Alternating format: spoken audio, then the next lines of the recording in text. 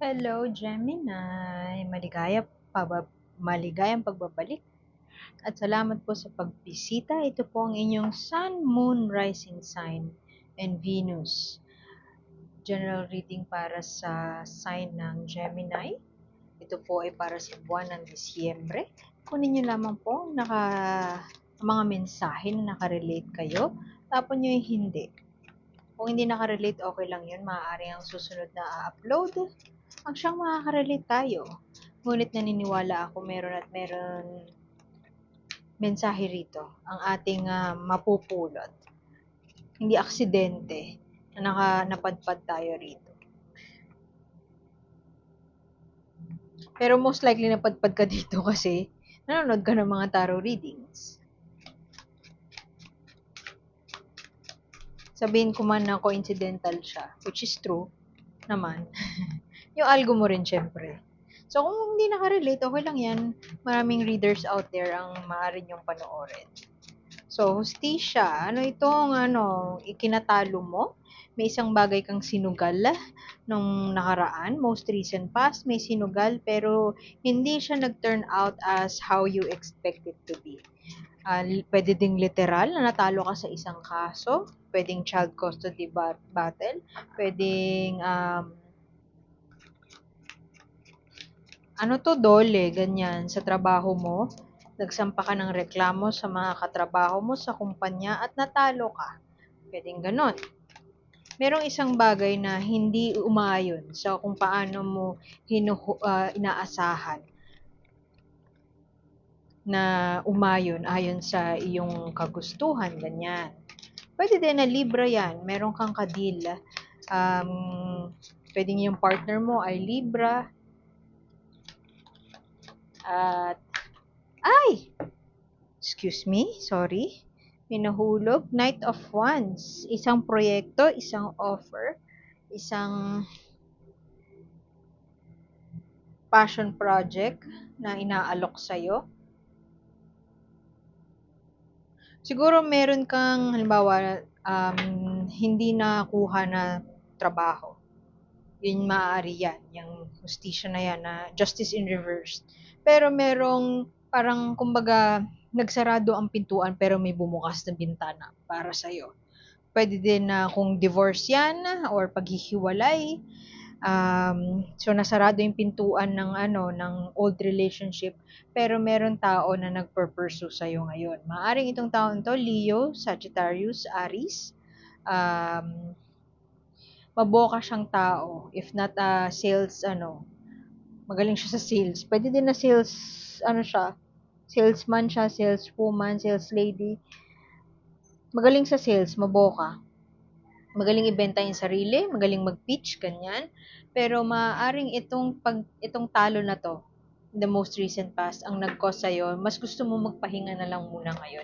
Ayaw mo muna mag-invest siguro sa mga bagay na nagre-require ng full attention o full energy, if not pera-related. Ayaw mo muna mag-isip. Ayaw mo munang tumalon sa isang bagay, magpaka-Gemini at magpaka-social butterfly at mag-pursue ng mga bagay-bagay na maaari na namang hindi umayon-ayon sa iyong. Ayaw mo nang mag-expect. Ayaw mo nang umasa.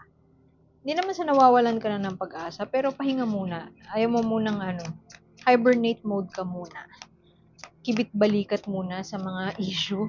Pwede din na halimbawa, yun nga, may talo ka, nung most recent past, tas biglang itong kapatid mo biglang magme-message sa'yo na kailangan niya ng pera. Yung ganun, parang, tigilan niyo muna ako. Alam mo, parang Libra tong mo Pwede mong panoorin yung Libra, baka may Libra ka sa charts. Naalala ko yung Libra dito sa reading mo.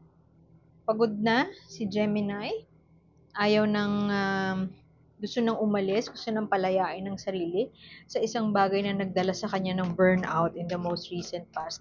Pwede kasing itong laban na to, yung hustisya na natalo ka nga, yung hindi mo nakamit ang hustisya na laban, maaring dinrain kanya sa resources, sa oras, sa energy, pwedeng sa pera. Merong isang tao na merong isang tao na parang pinipilit niya na ipakita sa'yo yung light at the end of the tunnel, pinapakita niya sa'yo na parang, "Hindi, okay lang yan, parang wag kang mawalan ng pag-asa, nandito lang ako."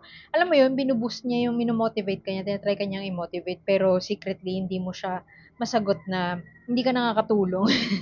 Meron kang ano, cheerleader beside you, pero hindi siya nakakatulong. Ewan ko, baka hindi mo feel noise lang siya sa ngayon. Everything is just a noise sa ngayon. Pagod ka, gusto mo munang magpahinga.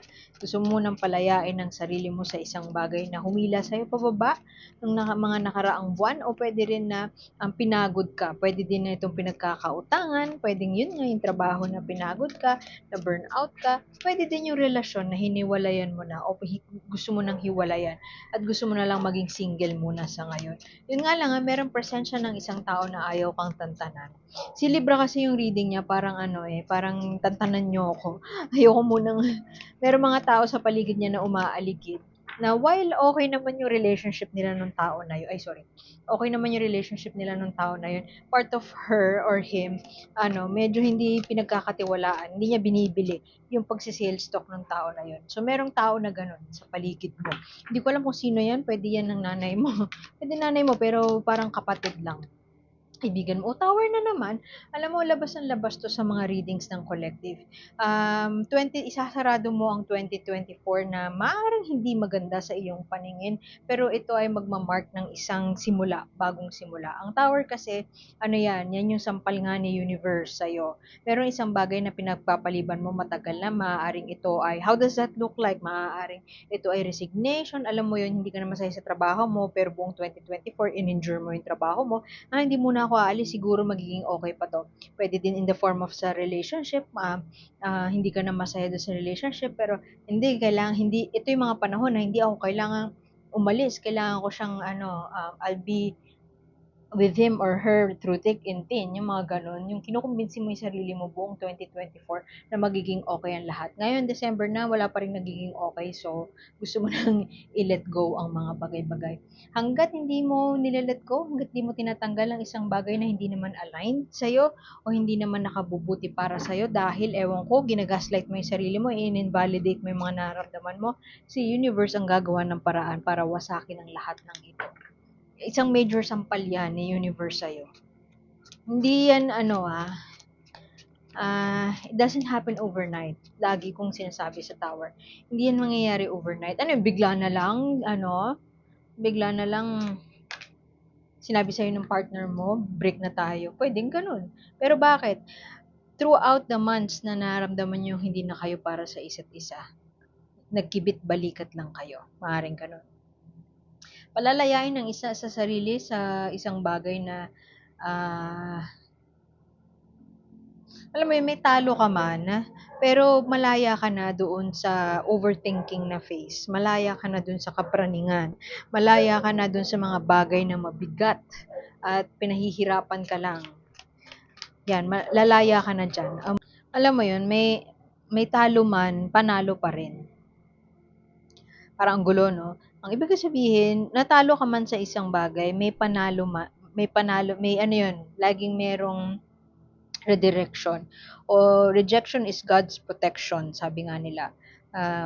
Meron ka mang talo, let's say, naubusan ka ng pera kasi pinagamot mo yung tatay mo, pinagamot mo yung kapatid mo, o nagbigay ka pampaaral ng kapatid mo, may panalo naman nun kasi nag-invest ka sa future ng kapatid mo at natulungan mo siya. Pwede din na, halimbawa, natalo ka sa sugal, or natalo ka sa relationship, talo in a sense na parang hindi na nag-work yung relationship na you hold so dear. Ang panalo mo dun is nakalaya ka na. Makakalaya ka na sa sitwasyon na nagiging pabigat na lang sa'yo. Aminin mo man o hindi. So, sino tong tao na ito? Knight of Wands, very maboka, sales talker, mabilis gumalaw. Siya ang pinakamabilis gumalaw sa horse pa, pinakamabilis na energy, mensahe ng isang creative project, creative endeavor, passion project, pwedeng trabaho, pwedeng bagong pagkakaabalahan. Mukhang merong yung tao na yan ay merong ihahatid sa'yo na balita. 'Di ba sabi ko kanina maaaring yung tao na yan ang greatest cheerleader mo. Pero sa ngayon gusto mo magpahinga dahil pahinga mode ka, ay mo munang i-entertain yung mga sinasabi niya. Puwedeng yung tao na yan ay nag-e-extend ng olive branch sa'yo o puwede din na sumusuyo sa'yo. Gusto ka, gusto maging involved sa buhay mo. Hindi ko alam kung anong intention niya, hindi ako para magsabi nun, pero puwede ding romantic ang kanyang gestures. Pero I kinda feel like, hindi siya more on romantic, more on ano yun nga, passion project, mensahe ng bagong raket, ganyan. At mukhang itong raket na 'to ang siyang pagsusumikapan mo, idi-distract mo yung sarili mo sa mga, sa talo mo na nangyari in the most recent past 'no. Di-distract mo yung sarili mo at mukhang pag-aaralan mong mabuti, pagsusumikapan mo na aralan itong proyekto na ito. Maaaring nakapahinga mode ka muna, alamin natin ang clarification card niyan. Maaaring nakapahinga ka muna pero i-consider mo, i-reconsider mo at mukhang aaralin mo siya. Pwedeng aaralin mo secretly kung ano man yung binibenta sa'yo ng tao na yan. Magagawa ka ng research or mag-iipon ka para hanggat kung investment ano yan, whatever, maaaring mag-iipon ka, pag-aaralan mong mabuti para parang it's ano unintentionally nadidistract ka. Unintentionally parang nilalayo ka doon sa overthinking, nilalayo ka doon sa mga sitwasyon, napapaisip ka sa mga bagay na nagdala sa'yo ng talo in the most recent past. So, ano 'tong pahinga mode na ito, papahinga mo yung isip mo, puwede ring magre-rediscover ka ng, self-care rituals, puwedeng gano'n. Excuse me. Puwede din na hibernate ka muna this December since, downtime naman talaga ang December, papahingahin mo muna yung utak mo, titigil mo muna yung kakaisip sa mga bagay na nagdadala lang ng stress sa'yo. Marami kang closure sa cards mo. Ten of Wands, Ten of Swords. Although reverse yung Ten of Swords mo, parehas yan na Ten completion. It doesn't necessarily have to be yung satisfactory na ending, yung ending na yung o closure na inaasahan mo, pero basta magsasara siya. Merong closure. Hindi naman lahat ng closure positive eh. Para siya sa peace of mind mo. So, halimbawa, yun nga, talo. O yung ininvest mo na 1,000,000, hindi kumita. Closure na rin yun kasi alam mo sa sarili mo na parang na-conclude na yung efforts mo. Na-conclude na yung pinag-aanuhan mo, pinaglalaanan mo ng oras. At ngayon, makaka-move on ka na towards sa ibang mga bagay. Time to move on. Oh, speaking of move on, the world card. Very nice, very nice. Maganda ang perspective na binubuhos mo dito, Gemini, kasi meron ka mang talo, pinipili mo na mag-focus dun sa bagay na kung ano yung panalo o kaya maging hopeful sa kung ano yung hinaharap o kung ano yung ibibigay sa yung biyaya ni 2025. Ngayon, mukhang December, nakapahinga ka, come 2025, nasarado mo na yun, may closure na, mabibigyan mo ng closure at ikaw mismo gagawa ng paraan para magkaroon ng closure at maka-move on na.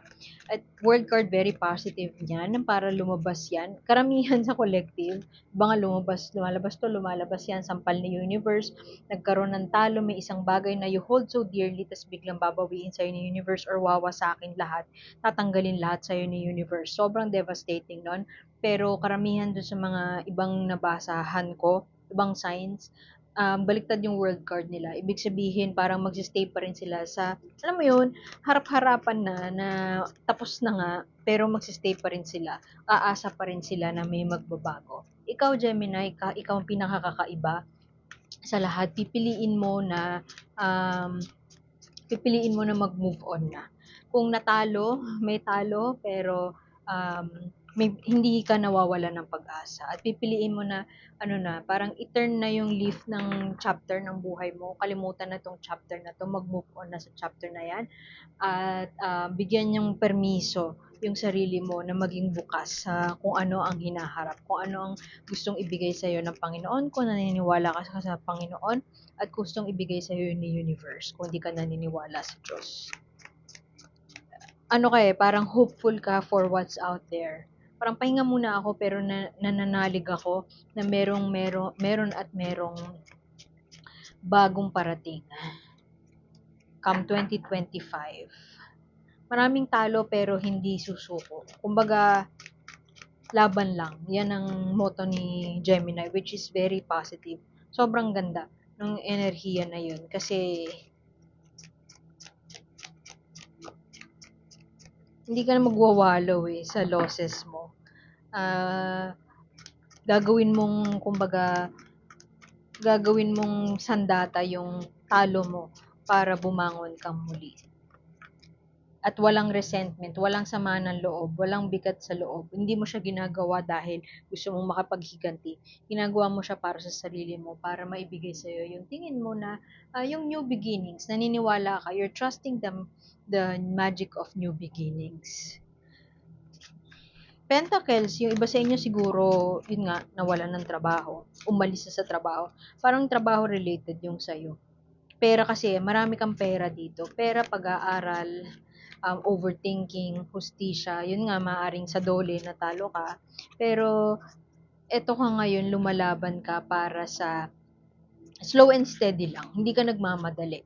At hindi mo din mamadaliin yung sarili mo. Pati yung oras ng pagpapahinga at oras ng pag-iisip. Actually, ayaw mo na nga mag-isip eh. Yung oras ng pahinga, hindi mo mamadaliin. Hindi mo mamadaliin yung sarili mo na mag-venture sa isang bagay na hindi ka magpapadalos-dalos, which is a very good energy. Knight of Pentacles, slow and steady. Pwede din na tao to, Taurus, Virgo, Capricorn. Pwedeng may Taurus, Virgo, Capricorn sa charts mo. Pero pwede din, halimbawa, may mabokang tao, no, maingay siya, distracting siya, hindi siya nakakatulong. Merong isang tao naman sa buhay mo na sobrang solid ang advice niya sa'yo, a shoulder to cry on mo siya, very grounded at tinutulungan ka niya. Imbes na sabihin niya sa'yo, hindi, kaya mo yan, sige, gawin natin to. Ang sinasabi niya sa'yo, ang linyahan niya sa'yo is, whenever you are ready. Andito lang ako, susuportahan kita. Pwedeng kapatid mo din yan, pwedeng katrabaho. Yun.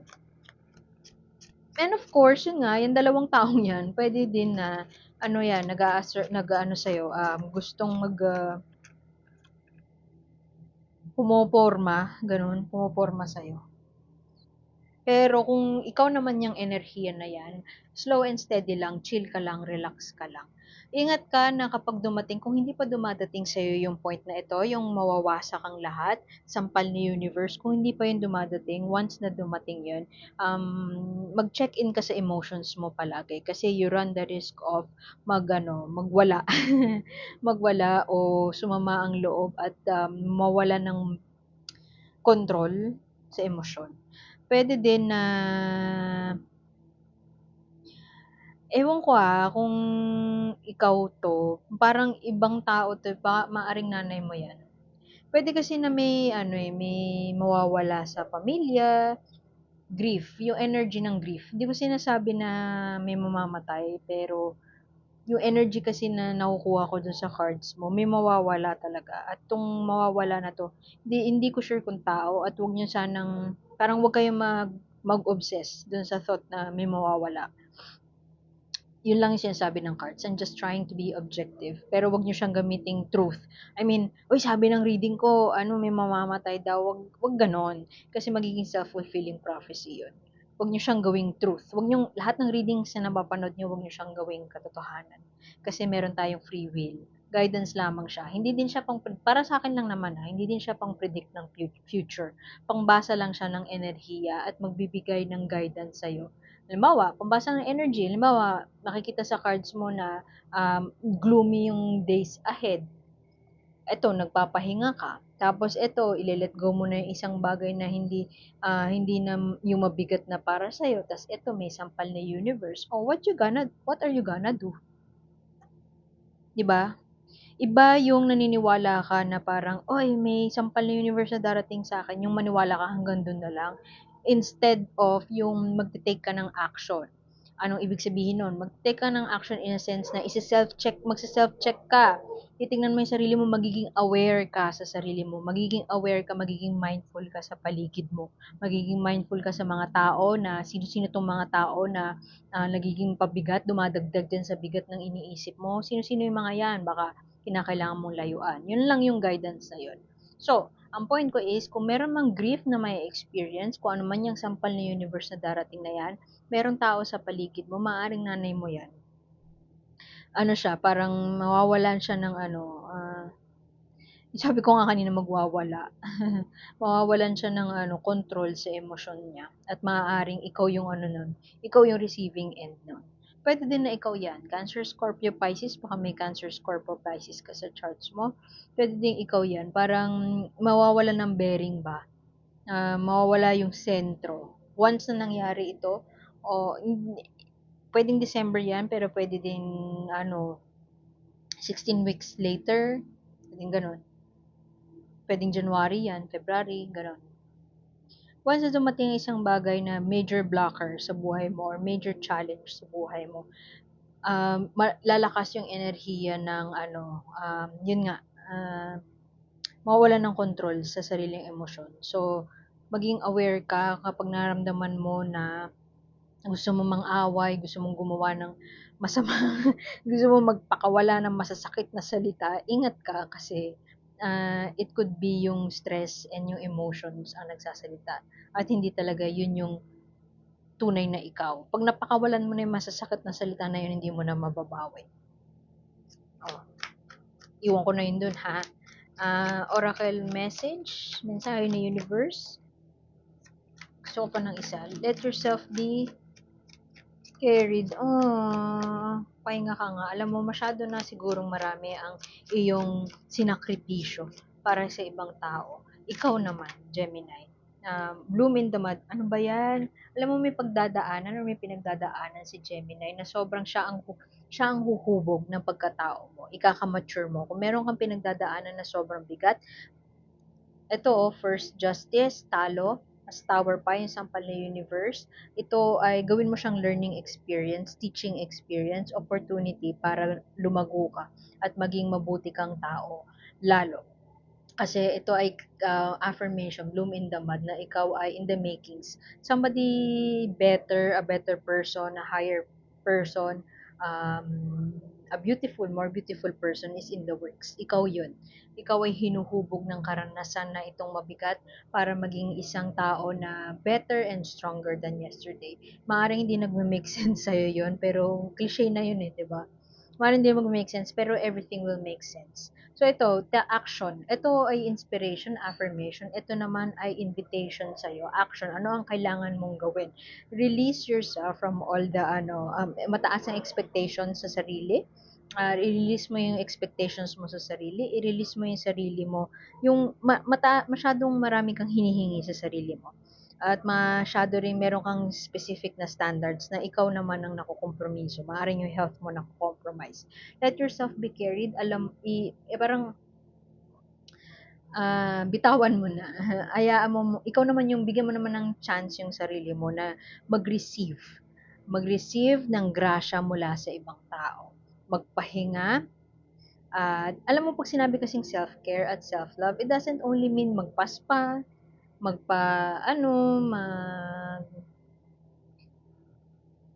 mag-exercise, matulog. It could also be in the form of yung no action, wala kang gagawin, magpahinga ka lang. No action. Nothing, doing nothing. Pwedeng yun. Hayaan mo yung ibang tao mag-take charge. Huwag kang mag-lider-lider. Yun ang mensahe sa'yo ngayon ni universe. Kung hindi mo yung matatanggal sa sarili mo, hindi naman sinasabi ni universe na tanggalin mo totally. Ang sinasabi niya lang, at least this December, magpahinga ka muna at hayaan mo muna yung ibang tao ang sumalo ng pinapasan mo. Kung hindi nila kayang saluhin, hayaan mo sila mamroblema. Baka may Messiah complex ka, gusto mong i-save lahat. Nako, uubusin ka niyan, Gemini. So, iwan ko na yun doon. Gemini, like, share, subscribe lamang po. Typical spills. At sana makita ko kayo ulit next time. Para kang earth sign no? Masyadong